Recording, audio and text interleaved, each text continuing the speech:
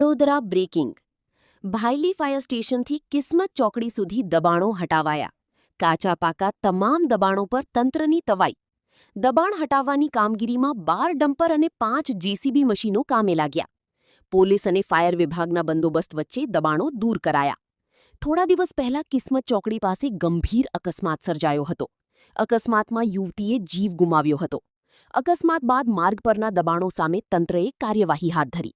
પશ્ચિમ ઝોન વિસ્તારમાં જે ભાયલી ફાયર બ્રિગેડ 4 રસ્તા છે ત્યાંથી લઈ અને કિસ્મત ચોકડીથી આગળ સનફાર્મર રોડ સુધીના જે 4 રસ્તા છે ત્યાં સુધી આ 30 મીટરની રોડ લાઇન પૈકીના દબાણો અને તે ઉપરાંત જે ઇન્ટરનલ 18 મીટરનો રોડ જાય છે કિસ્મત ચોકડીથી એ પણ એના જે દબાણો દૂર કરવાની કાર્યવાહી અત્યારે હાલ હાથ ધરવામાં આવી છે.